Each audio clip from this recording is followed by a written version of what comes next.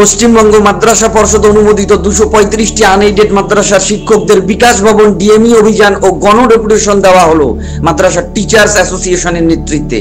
কলকাতা করুণাময়ী bus stand থেকে মিছিল করে বিকাশ ভবন ডিএমই দপ্তরের গেট পর্যন্ত শিক্ষকরা জমায়েত হয়। 4 থেকে 5 ঘন্টা বিভিন্ন স্লোগান ও প্রতিবাদ আন্দোলনের পর শিক্ষকদের 11 জন প্রতিনিধি দল ডিএমই মহাশয়কে দীর্ঘ 40 মিনিট আলোচনা শেষে ডেপুটেশন দেওয়া হয়। ডেপুটেশন শেষে সংগঠনের রাজ্য সভাপতি ফুলশাদ শেখ মহাশয় এবং সহ সভাপতি এজাবুল আনোয়ার মহাশয় যা বার্তা দিলেন যে 30খানা মাদ্রাসার যে অনারিয়াম বন্ধ হয়েছে সেটা ছাড়তে হবে। আমাদের ইউনিয়নের চাপে উনি ছাড়তে রাজি হয়েছেন এবং প্রতি মাসের 1 তারিখে আমাদের অনারিয়াম হবে এখান থেকে। এই দাবিটা আমাদের ইউনিয়নের মাধ্যমে আমরা আদায় করতে পেরেছি। আর এই ডিএমই চেয়ারে যে বসেন না, সে ভাবেন যে বিশাল কিছু হয়ে গেছে। আমাদের মিড ডে মিল থেকে, বিল্ডিং থেকে, ছাত্রছাত্রীদের পোশাক থেকে সমস্ত কিছুর অর্ডার হয়ে গেছে। সেটা 2021 সালে, যার মেমো নাম্বার হচ্ছে 485 WFHMP, কিন্তু এই ডিপার্টমেন্ট থেকে এখনো চিঠিটা প্রকাশ করেনি। মেমো নাম্বার পড়ে গেছে, রেগুলেশন খাতাতে প্রচার কিছু রেডি হয়ে গেছে। এই ডিএমও বললো আমার এটা জানা নেই। আমরা যখন চেষ্টা করলাম, উনি নবান্নের চিফ সেক্রেটারিকে ফোন করলেন, উনি প্রথমত পেয়ে গেছিলেন, উত্তর দিতে পারেননি। উনি আমাদের কাছে 1 সপ্তাহ সময় নিলেন যে 1 সপ্তাহ পর আপনাদের এই চিঠি যত যাবতীয় তথ্য আপনাদের মেল আইডিতে পাঠিয়ে দেব। আর আমরা আর একটা দাবি রেখেছি, 235খানা আনএইডেড মাদ্রাসাকে মাননীয় মুখ্যমন্ত্রী যেহেতু আইনসভায় ঘোষণা দিয়েছেন যে এডেড করে দিলাম, তো এডেড করে দিলাম, তাহলে আমরা কেন এখন আনএডেডে থেকে গেলাম? অত পূর্ণ এডেড করতে হবে, এটা হচ্ছে আমাদের মূল লক্ষ্য। আর যখন পূর্ণ এডেড হয়ে যাবে, আমাদের কোনো বঞ্চিত শিক্ষক আর থাকবে না। পূর্ণ এডেড হলে মানে যারা 5 to 8 আছে তাদের যে স্টাফ প্যাটার্ন তারা পাবেন, যারা 1 to 8 আছে তাদের যে স্টাফ প্যাটার্ন তারা সেটা পাবেন, যাদের 1 to 10 আছেন তাদের স্টাফ প্যাটার্ন যেটা সেটা পাবেন। এটাই তো আইন বলে। আর সে অনুযায়ী মাদ্রাসা বোর্ড আমাদের স্টাফ প্যাটার্ন জমা নেয়। উনি বললেন মাদ্রাসা বোর্ড যে তথ্য দেবে সেই তথ্য অনুযায়ী আমি কাজ করবো। তাহলে মাদ্রাসা বোর্ডে যেহেতু আমাদের তথ্য দেওয়া আছে, আমাদের কোনো অসুবিধা নাই। এখন আমাদের একটাই মূল লক্ষ্য, সেটা হচ্ছে মাদ্রাসা পূর্ণ এডেড চাই আমরা। আর 2021 সালে আপনার 485 মেমো নাম্বার WFHMP, এই যে চিঠিটা হয়েছে, সেই চিঠিতে যে বলা হয়েছে 1 বছরের মধ্যে ছাত্রছাত্রীদের মিড ডে মিল, পোশাক, বিল্ডিং, জল, পায়খানা সমস্ত কিছু মিটিয়ে দেওয়ার কথা হচ্ছে সেই চিঠিতে।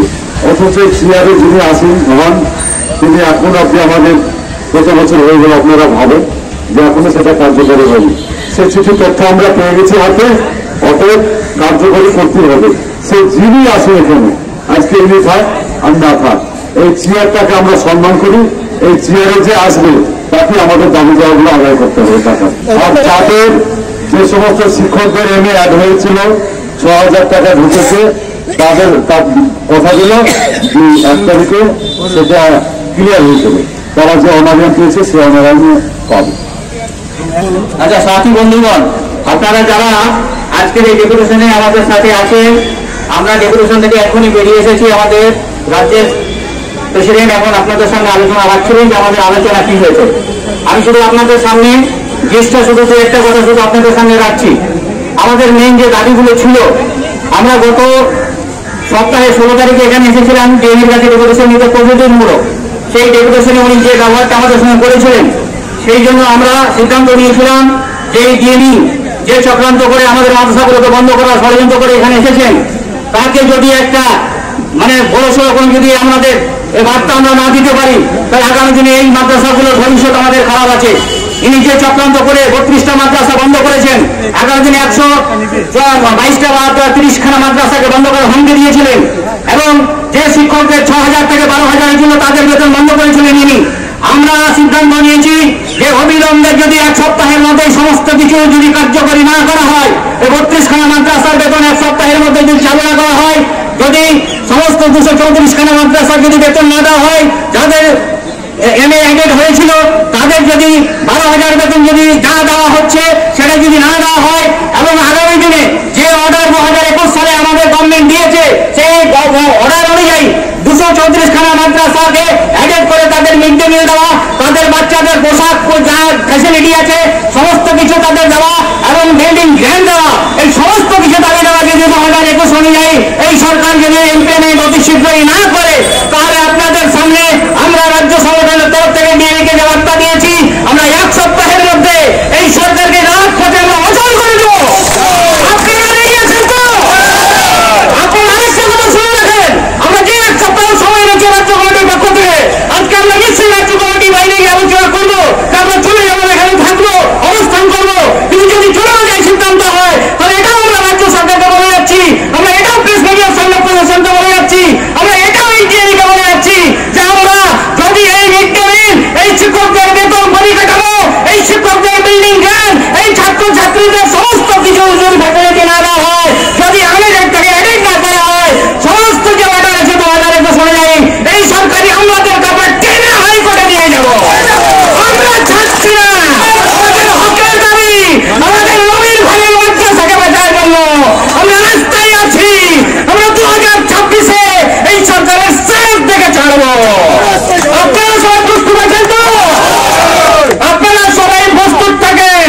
অলরেডি হাইকোর্টে আমরা কিন্তু প্রেয়ার দিয়েছি, যদি 1 সপ্তাহের মধ্যে ব্যবস্থা না হয় তাহলে এই সরকারকে আমরা রাজপথে উঠিয়ে দেবো।